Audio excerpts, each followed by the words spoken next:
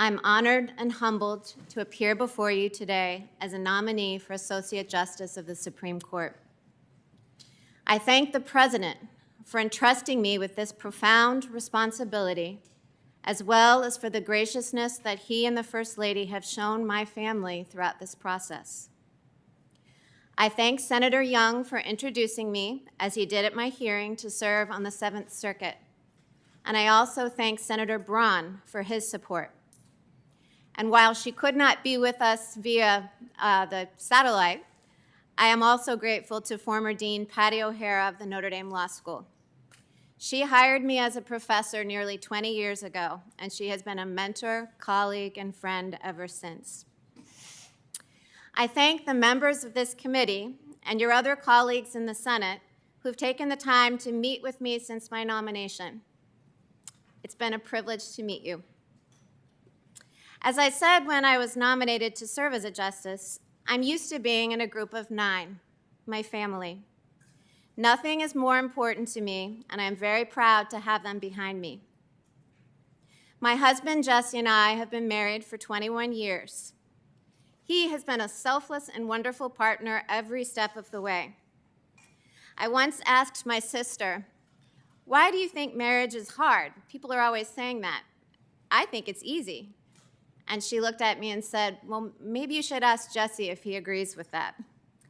I decided not to take her advice because I know that I am far luckier in love than I deserve. Jesse and I are parents to 7 wonderful children. Our oldest daughter, Emma, is a sophomore in college who just might follow her parents into a career in the law. Next is Vivian, who came to us from Haiti. When Vivian arrived, she was so weak that we were told she might never talk or walk normally, but now she deadlifts as much as the male athletes in our gym, and I assure you she has no trouble talking. Tess is 16, and while she shares her parents' love for the liberal arts, she also has a math gene that seems to have skipped her parents' generation. John Peter joined us shortly after the devastating earthquake in Haiti. And Jesse, who brought him home, still describes the shock on JP's face when he got off the plane in wintertime Chicago. Once that shock wore off, JP assumed the happy-go-lucky attitude that is still his signature trait. Liam is smart, strong, and kind, and to our delight, he still loves watching movies with Mom and Dad. 10-year-old Juliet is already pursuing her goal of becoming an author by writing multiple essays and short stories, one of which she recently submitted for publication.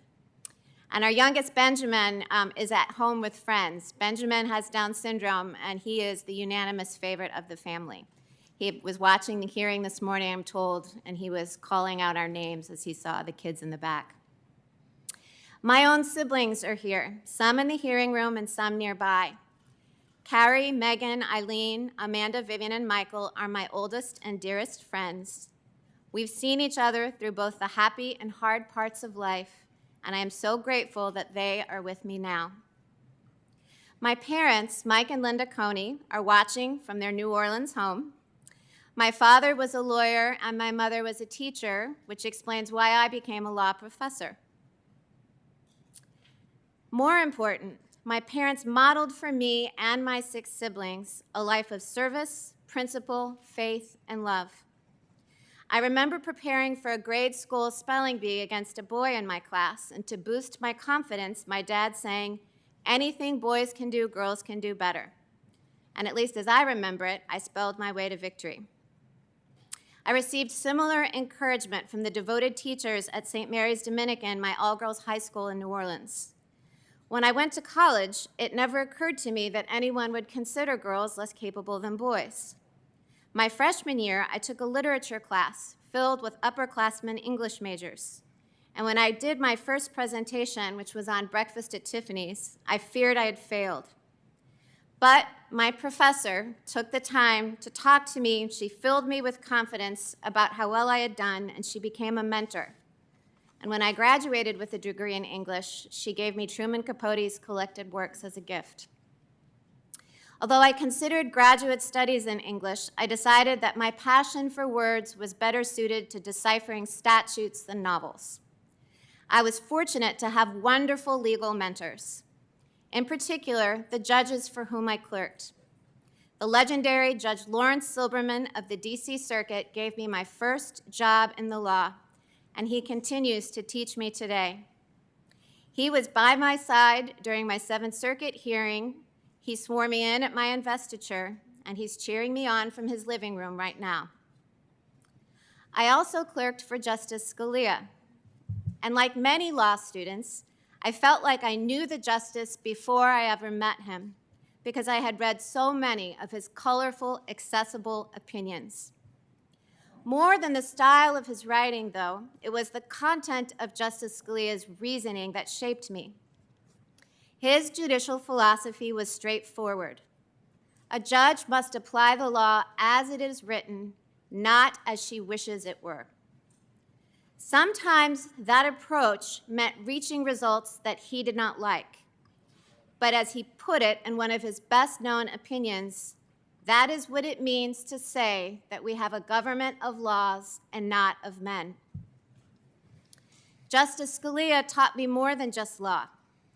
He was devoted to his family, resolute in his beliefs, and fearless of criticism. And as I embarked on my own legal career, I resolved to maintain that same perspective. There's a tendency in our profession to treat the practice of law as all-consuming while losing sight of everything else. But that makes for a shallow and unfulfilling life. I worked hard as a lawyer and as a professor. I owed that to my clients, to my students, and to myself. But I never let the law define my identity or crowd out the rest of my life.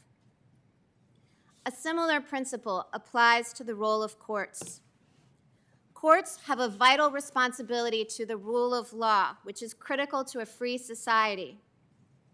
But courts are not designed to solve every problem or right every wrong in our public life. The policy decisions and value judgments of government must be made by the political branches, elected by and accountable to the people. The public should not expect courts to do so, and courts should not try. That is the approach that I have strived to follow as a judge on the Seventh Circuit. In every case, I have carefully considered the arguments presented by the parties, discussed the issues with my colleagues on the court, and done my utmost to reach the result required by the law, whatever my own preferences might be.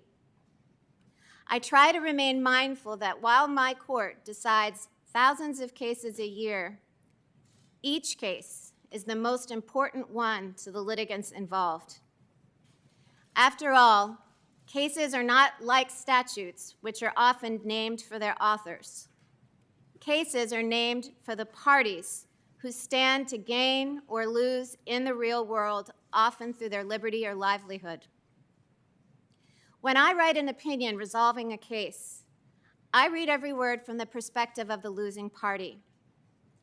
I ask myself how I would view the decision if one of my children was the party that I was ruling against.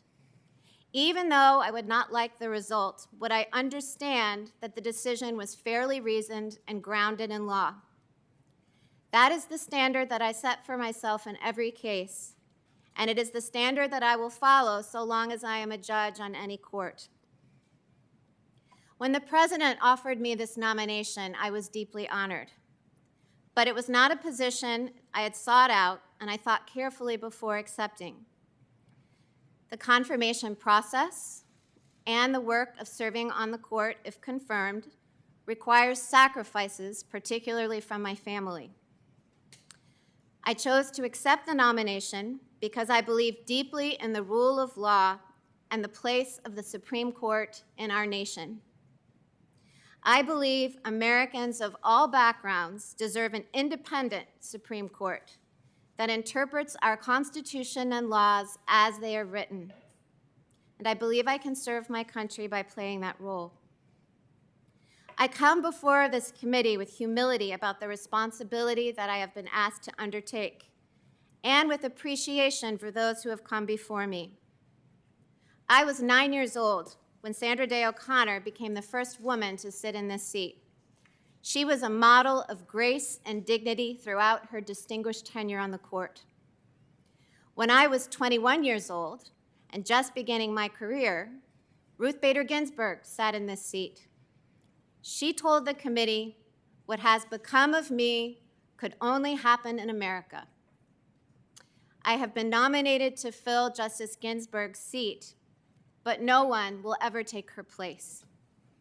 I will be forever grateful for the path she marked and the life she led. If confirmed, it would be the honor of a lifetime to serve alongside the Chief Justice and 7 Associate Justices. I admire them all and would consider each a valued colleague. And I might bring a few new perspectives to the bench.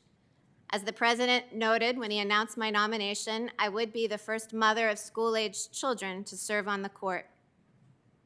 And I know that it would make Senators Young and Braun happy to know that I would be the first justice to join the court from the 7th Circuit in 45 years. I would be the only sitting justice who didn't attend school at Harvard or Yale, but I am confident that Notre Dame could hold its own, and maybe I could even teach them a thing or two about football. As a final note, Mr. Chairman, I would like to thank the many Americans from all walks of life who have reached out with messages of support over the course of my nomination. I believe in the power of prayer, and it has been uplifting to hear that so many people are praying for me. I look forward to answering the committee's questions over the coming days.